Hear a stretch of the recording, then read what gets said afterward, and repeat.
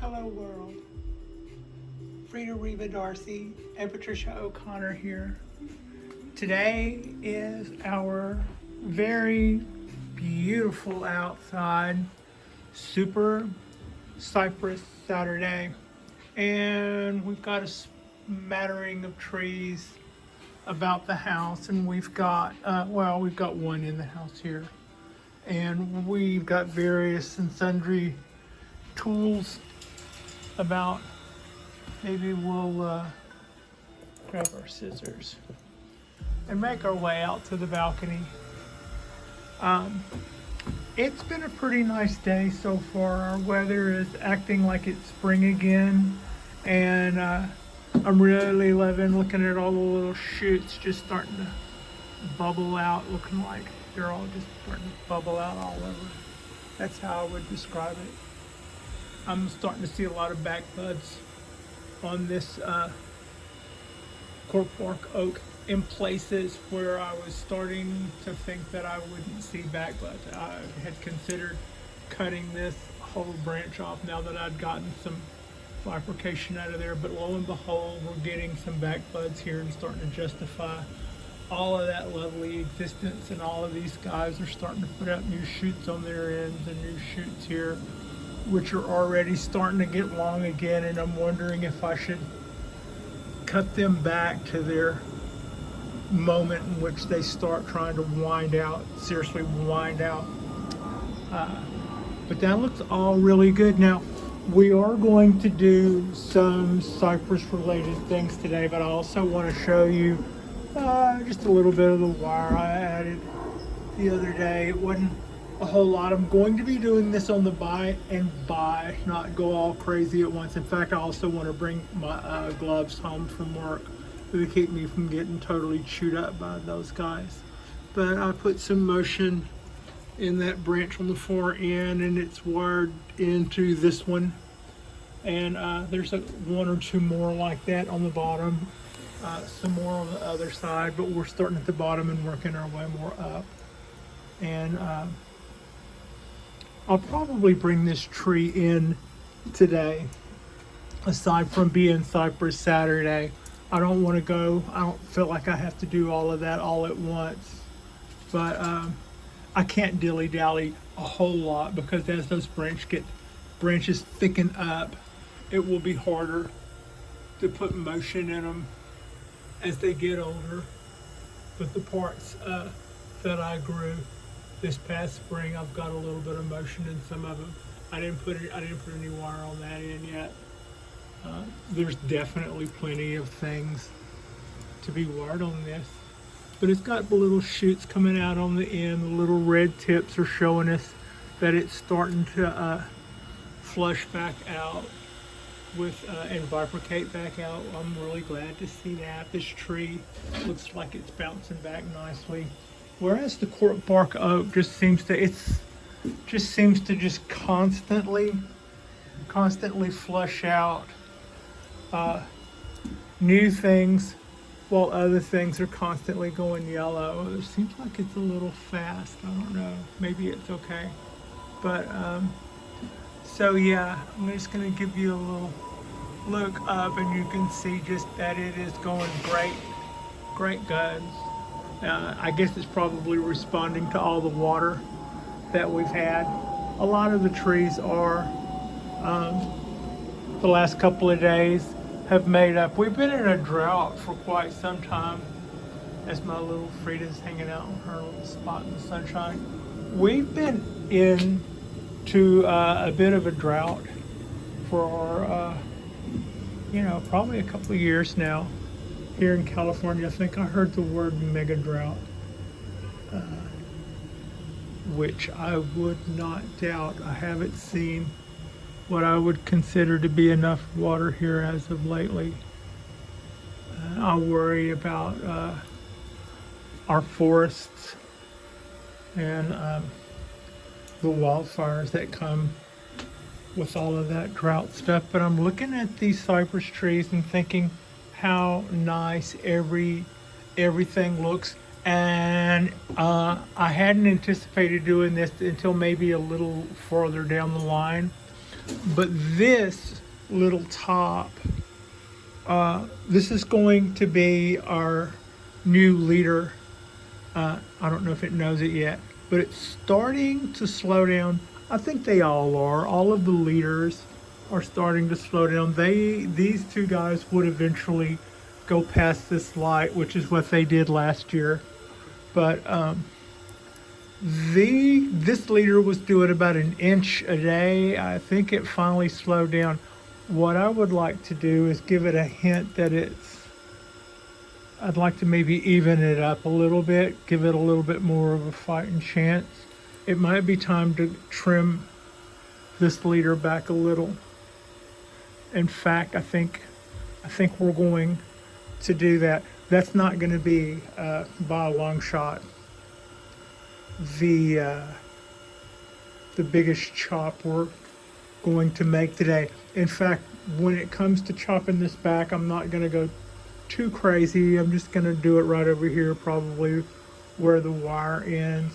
Maybe that'll give this a little bit more incentive to shoot for that dominance when we release all that stored oxen in the end there. Whenever it loses that says, all of that stuff says that this is the future of the tree, and by clipping that, we tell the tree that that's not necessarily the future, and other things will try to replace it. That's the idea. I'd like for this to increase.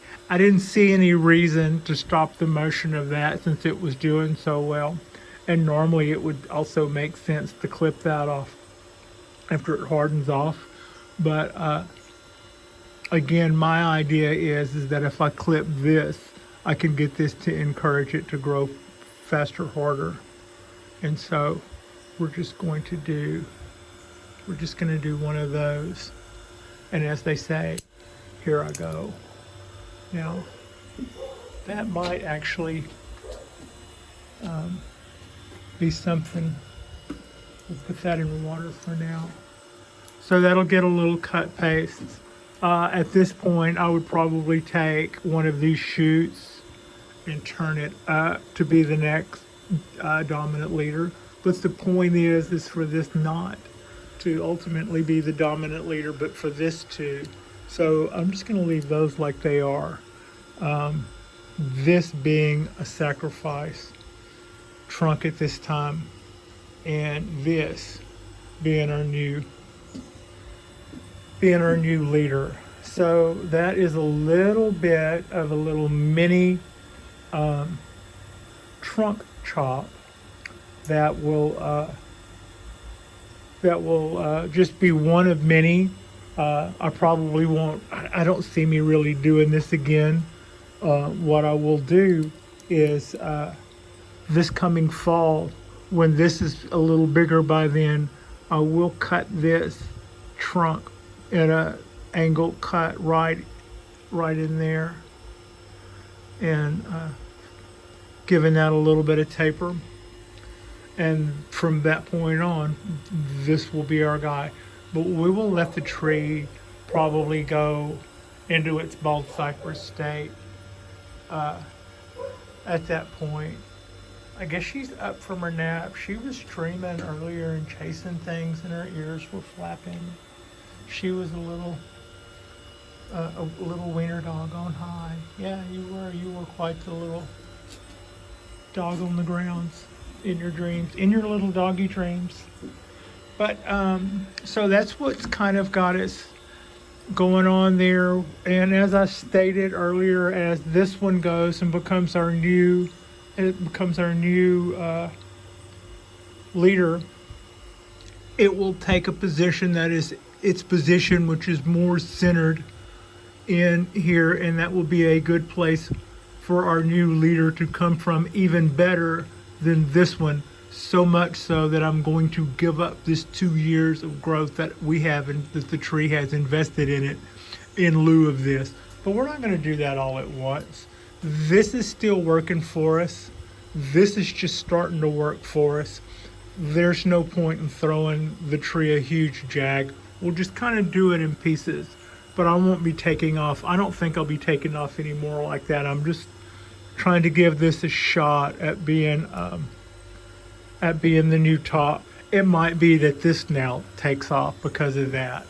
I mean, that would almost make just as much sense, wouldn't it? But we'll see. It doesn't have to go my way here. We've still got time on our side. And this new leader is certainly living up to all expectations. All these new shoots are just looking like they're starting to slow down a little bit. And so that just was about the time that we should probably go ahead and clip that. So that is what's going on with there. I'm going to back out a little bit and show that. Isn't it just pretty? And it's starting to get this shady look about it. Notice how the light falls off on the back side of the pot. That's just how much shade all of those little fronds are offering. And that whole just, you know, the non-light, the light and the non-light both add to the look and the feel of these things. They are really the spot around here does feel cooler, and the cypress trees are certainly cool. Now, this guy is Little Spoon, and Little Spoon came to me as a clone, or not a clone. It came to me as a seedling, probably a 1-year-old twin trunk, and it really looked pretty and delicate from day one. And I had said many times that I've got 100% bonsai joy out of this very young tree. And to that end, it has gone on to its next stage in life. Part of the thing that I really loved about its twin trunk was it had a great natural sense of proportions. I don't know how I would have maintained that without doing it like a Yamadori grow. In other words, if I wanted to maintain the tiny tree I saw, I would have had to basically have it have 1 foot in the grave to basically stunt its growth. Otherwise, bonsai trees are pretty much made. And when you find a Yamadori that's really small, nature made that, and it did so by very nearly killing it. Instead of it dying, it just shrunk or didn't grow. So that's not necessarily the healthiest way to go, but nothing short of that would have kept the proportions that I saw. And as this tree began to do what it was supposed to do and continue to be healthy, we got a little bit of a thicker trunk, and it elongated, and its sense of proportions was no longer quite what I had going before. And it's now time to if we want Little Spoon to be bonsai, we're going to have to do something. And I've been thinking about this now for several days. I even mentioned on one of the past videos that I had considered ideas such as taking a root cutter and putting a chop right here and continuing the twin trunk all the way down. That would have been an artistic thing that I have seen some bonsai creators do in videos that I've seen that came out of Japan. I have seen where it looked like, to me, I believe it might have been spruces or something, where they had taken and just absolutely cut the I think I've also seen Peter do that at Heron's Bonsai, but just take a cutter and just chop. So I had considered doing some interesting things to try to return this tree back to some sort of shape, basically admitting that I wasn't going to just like be able to keep it small, and at some point our little experiment as to see where that goes awry. It's still pretty. I love the shape of it, but my twin trunks are starting to get a little fast and loose. Our taper on this trunk, which is kind of long and lacy and something that I've always been, I've got to say, kind of a sucker for, it starts to go awry. Also, it has grown longer in here, so that the part which is now twin trunks is a long way off before anything happens.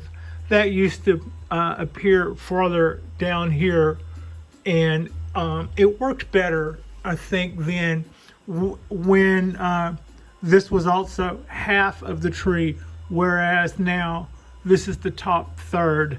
It doesn't have the same presence. However, it is starting to turn the trunk club-like up here. And whereas I always loved one branch being, or one trunk being larger than the other, I think this is starting to just look a little clumsy.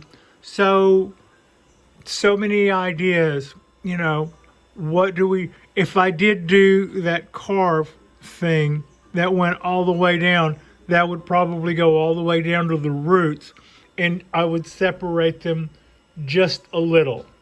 In other words, I wouldn't make two trees and they go into two different pots. I would make it look like something really drastic and just split that tree asunder, and both pieces were still alive and growing there. However, that seems, we're not necessarily talking about doing anything less drastic than that. So I don't want to go throwing shade at the tree that I saw that was that way. Was pretty impressive looking. But the problem I have with what happened with this tree is I loved that I had a little cypress tree, and our little tree is getting a little big. And so idea number 2 was to do a trunk chop, sort of like has been done to the larger cypresses. We would basically pick a spot and do a chop and make a new branch, a leader wherever we did our chop. If it were here, it would be there. If it were here, that would be our leader. If it were there, that could be our leader, or somewhere up in here. So to that end, if we were to think about that, what is it we would have to give thought as to what our final product is going to be, because right now there are angles where this is still a very pleasing tree to me. In silhouette, it still has a pretty lacy and shady and nice form. I even thought about putting some wire to this and bringing that down, and putting some wire to that and bringing it down, and trying to restore some sense of proportion. But it's kind of after the fact. It's kind of like trying to get some sense of proportions after we've already got a little taller and a little lankier than, and it wasn't necessarily by design. I actually just fell in love with the look and the shape of the tree as I saw it 2 years ago. And since then, it's grown out of that. and I didn't do the things, i.e., not feed it, starve it, keep it 1 foot in the grave, whatever, to kind of shrink its growth. I don't really think that I would ever necessarily do bonsai that way. I don't think I'm going to learn more about what's proper in the way of feeding. You don't want to feed something too much and then have it just totally outgrow its sense of proportions. But what was going to happen to Little Spoon was inevitable. It was going to grow up to be a slightly bigger Little Spoon. So the first thing I noticed was if I were to continue to think along those lines, and I were to pick one of these as a leader, it would be a 6-inch tall tree if I went with that one, and it would be about a 5-inch tall tree if I went with this one. That would be the trunk chop. When that leader is then wired up, that would be taller than 6 inches. My hand here in frame would be an example of 6 inches. So as you can see, that would stick up taller than that, and that would stick up taller than that. I think if we were going to try to be Shohin, for instance, 9 inches is what we're supposed to be shooting for in there. So, and then here's something else. If we wanted to have a tree that looked that had to have a limit of, say, 9 inches, we wouldn't simply cut it 9 inches tall and call that Shohin. Bonsai has to be made, and that's kind of why they say bonsai has to be made. We would need to chop it farther back than that and allow it to try to reestablish some taper so that at the 9-inch mark, we were back to a convincing tree. So how far back would that be? Well, this is 5 inches. So if I cut it to here and then took that up, we would almost be at our 9 inches. But by the time that all healed over and turned into some taper, I'm thinking that would be a very, very drastic little funnel shape that has to be winding it up about here no matter what. So I think that's too far up. We're going to have to dig a little deeper. Let's gonna have to go a little farther down. So if we're gonna do this, we're gonna do this. And that would make, at 3 inches, this would be our trunk. This would be our new leader. And we would take off from here. So yeah, little nervous about making a chop that is that big. More than a little nervous. That is pretty drastic. So, but that's kind of where we're at. And I've been looking at this since yesterday and thinking about what kind of move would be appropriate to bring this back into our realm of bonsai ideas. And in the end, it's not going to look as nice after I do this chop, that's for sure. And we are going to have a moment of healing ahead of us. But I've got my choppers standing by. I've got my cut paste standing by, and I would just do that. I'm about to make a cut from there down, saving that one leader, that one little branch as our new leader. At this point, I will not wire it. It's too fragile, and the tree will know that that's the best game in town as far as foliage is concerned. That one and this one will be it. So why do I think I would get away with that? I think I will get away with that because the tree has an excellent root base. Currently, it's raising out of the pot and a little crooked. It's too early for a repot. I was going to give it 2 years in this pot, and it's literally raising up and going off to the side a little bit because of the rumbling that's going on below the soil. It's been fed, which is part of our problem probably with our growth spurt, which is, we wanted the growth spurt, but at the same time, I mean, there was no way I was going to continue to underfeed my trees or allow my trees to be underfed. So instead of just trying to keep a tree somehow small and hope for the best, we're gonna own it. That little spoon is going to need to be, if it's going to be a proper bonsai, we're going to have to make a bonsai. So yeah, I think I've got the tripod set up in the background. Kind of the idea is I'll flip it around and mount it in there.